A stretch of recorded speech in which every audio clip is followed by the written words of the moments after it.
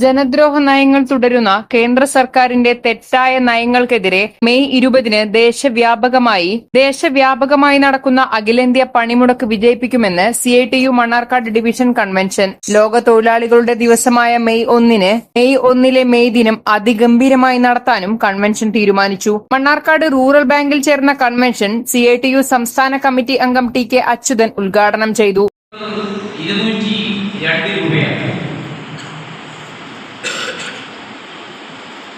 ഇന്ത്യയിൽ ഏറ്റവും കൂടുതൽ കൂലി കൊടുക്കുന്ന സംസ്ഥാനം കേരളമാണ്. അതുകൊണ്ടാണ് 30 ലക്ഷത്തോളം വരുന്ന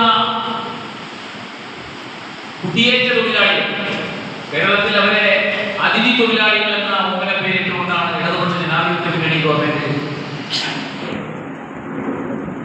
അവരെ വിളിക്കുന്നത്. അവരൊക്കെ കേരളത്തിലേക്ക് വരാനുള്ള കാരണം എന്താണ്? കേരളത്തിൽ മറ്റൊരു സംസ്ഥാനത്ത് കിട്ടാത്ത കൂലിയും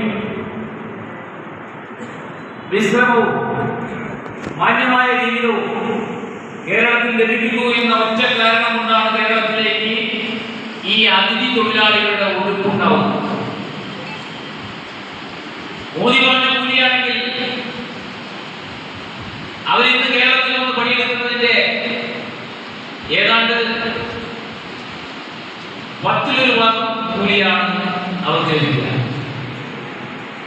ഓവർ ടൈം ഒക്കെ പണിയെടുക്കാൻ അതിഥി തൊഴിലാളികൾ പൊതുവെ ഓവർ ടൈം പണിയെടുക്കുന്നവരാണ്. രാവിലെ 6 മണിക്ക് പണിക്കിറങ്ങിയാൽ അവർ വൈകുന്നേരം 6 മണി വരെ പണിയെടുക്കും. ഓവർ ടൈം കൂടി കിട്ടുക എന്ന ലക്ഷ്യത്തോടു കൂടിയാണ് അവർ പണിയെടുക്കുന്നത്. അപ്പൊ മോഡി പറയുന്നത് ഇത് മെച്ചപ്പെട്ട കൂലിയല്ലേ, 176 രൂപയായിരുന്നു ഇന്ത്യയിലെ കൂലി, ഞാൻ 202 രൂപയാക്കിയില്ലേ എന്നാണ് മോദി പറയുന്നത്. ലോകത്തെ ഏറ്റവും കുറഞ്ഞ കൂലി കിട്ടുന്ന ഒരു രാജ്യമായി ഇന്ത്യ മാറിക്കഴിഞ്ഞു. ഐക്യരാഷ്ട്രസഭയുടെ തൊഴിൽ സംബന്ധമായ കമ്മിറ്റിയുടെ റിപ്പോർട്ട് പ്രകാരം ലോകത്തെ ഏറ്റവും കുറഞ്ഞ കൂലി കിട്ടുന്ന രാജ്യമായി ആഫ്രിക്കൻ രാജ്യങ്ങളെ പോലും പുറകിലാക്കി ഇന്ത്യ രാജ്യം മുന്നിലേക്ക് വന്നിരിക്കുന്നു.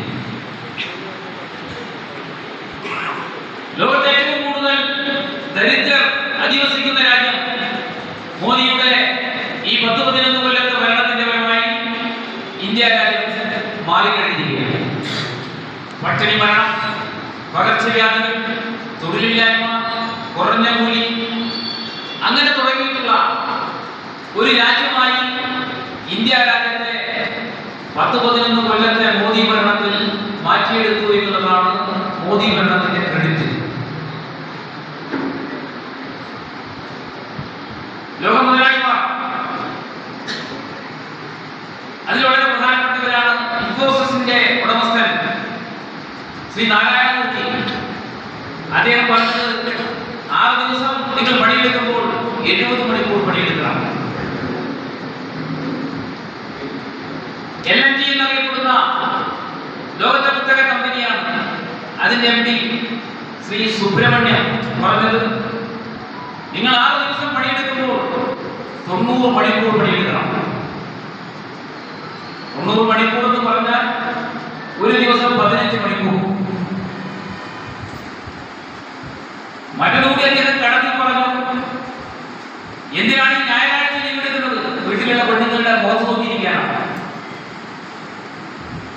ഇതൊക്കെ പറയാനുള്ള ചങ്കൂറ്റം ഇന്ത്യയിലെ ഒരു കോർപ്പറേറ്റ് മുതലാളി ഉണ്ടായിട്ടുണ്ടെങ്കിൽ നമ്മുടെ രാജ്യം ഭരിക്കുന്ന കേന്ദ്ര ഭരണകൂടത്തിന്റെ ആശീർവാദവും മുതലാളിമാരോടുള്ള പ്രീണനവും ആണ് കാരണമെന്ന് കണ്ടെത്താൻ വലിയ സമയവും വേണം. രാജ്യത്തിലെ വളരെ പ്രധാനപ്പെട്ട പൊതുമേഖലാ സ്ഥാപനങ്ങളായ റെയിൽവേ 10 ലക്ഷം വേക്കൻസികളാണ് ഉള്ളത്. കരാർ തൊഴിലാളികളെ എല്ലാ മേഖലയിലും കരാറുകാരന്റെ കീഴിൽ ജോലിക്ക് വെച്ച് തുല്യ ജോലിക്ക് തുല്യവേതനം എന്ന ഇന്ത്യൻ ഭരണഘടന ഉറപ്പു നൽകുന്ന സുപ്രീം കോടതി വിധികളിൽ പ്രഖ്യാപിക്കപ്പെട്ട കാര്യങ്ങൾ ഇന്ത്യൻ റെയിൽവേയിൽ